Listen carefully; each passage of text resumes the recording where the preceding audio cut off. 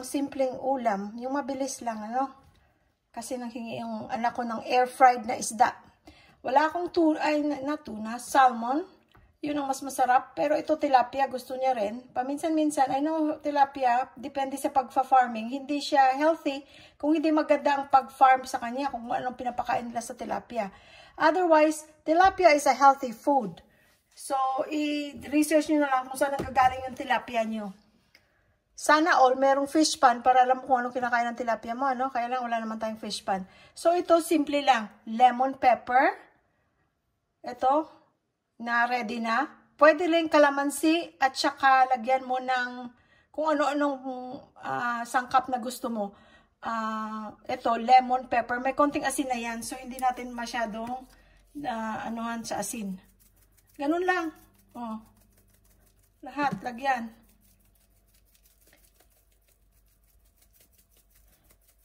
Kung walang air fryer, pwede sa frying pan. Kung ano lang meron. Pero kung may air fryer, syempre, madali. Parang rice cooker, mas madali luto sa rice cooker. So, may asin na ito nakasama, pero konti lang asin niya. Ito, lagyan ko pa ng garlic salt. Kung walang garlic salt, asin. Konting-konti lang asin. Gusto mo betchin, magic sarap, pwede, bahala ka. Kung anong masarap sa iyo. Ikaw naman ang kakain, di ba? Kanya-kanya tayong style. Baliktarin.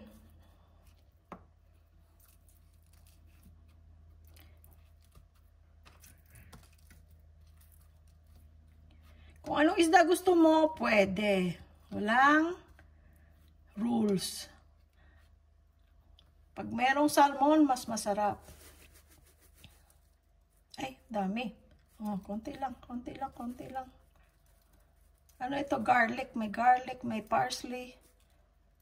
Pero like I said, asin lang pwede na. No need to hanap what you don't have. Pwede nga kalamansi toyo eh. Pwede.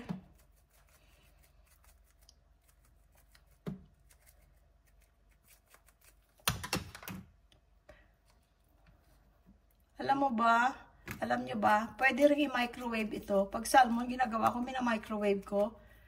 Sarap. Yung isang slab ng salmon, mga 8 to 10 minutes. Lagyan nyo ng, ano ba yun? Yung Italian dressing. Or kung wala, kahit butter, mantika, pwede. So, ito ang ating recipe ngayon, ha? So, yun na, nakita nyo na. Ilalagay na natin sa air fryer. Okay, guys. Na-prepare na natin ang ating fish. Ito sa air fryer multi-cooker. Meron akong isang air fryer pero mas maliit ang diameter niya. Kaya ito yung ginagamit ko pag sa ganitong recipe. Pasensya na sa mga kaldero na kailangan pang hugasan. Busy.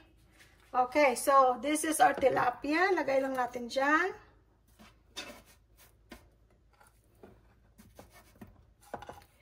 So, one time I made yung salmon. Nilagyan ko ng butter. May nag-comment, it was perfect until you put butter. Now it's not healthy. True. But whatever.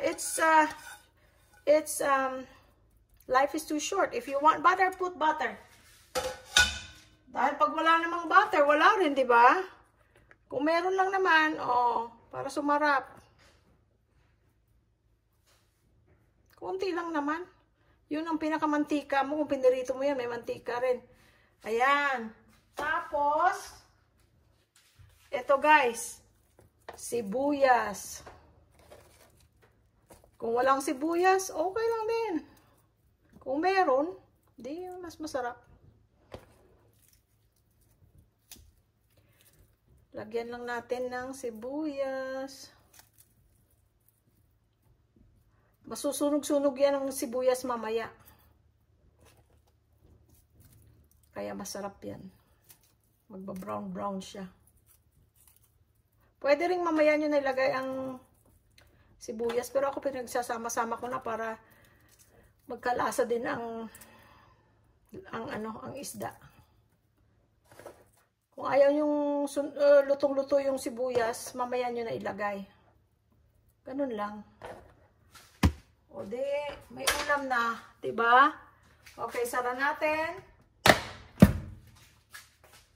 Temperature. Kung anong pinakakaya sa... Ay. 392. May 446 pala. 392 lang. Tapos, start. Oh, maghugas ako ng mga kaldero.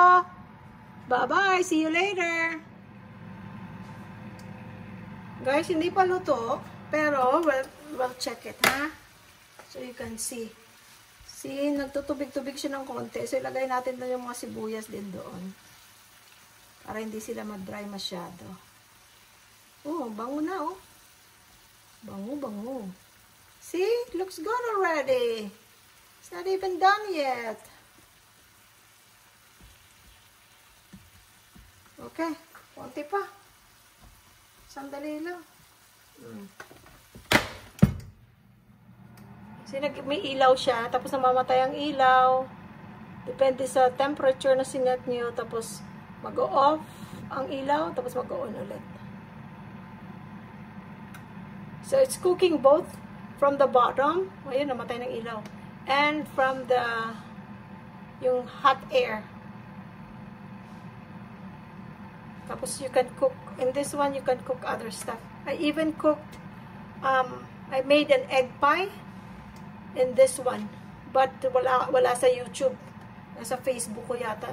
Noon pa. One day I'll make. Again, it was easy. So, let's do some more cooking. Konti pa. Okay guys, luto na. Stop natin.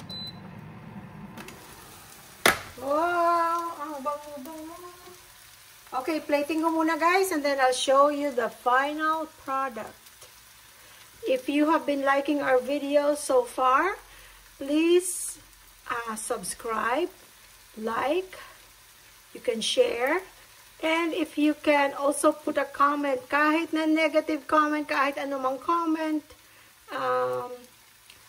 criticism, basta constructive, at saka kahit na anong idea na pwede nyo pang ituro din sa akin, please comment down below. Thank you so much. So I'm gonna plate now and I'll show you. Thank you. Okay guys, here it is. May pampaulam na kayo sa inyong pamilya sa sandaling panahon. See, ang bilis lang. Simple pero masarap. Ngayon, pares mo na lang ng gulay kung anong gulay meron ka.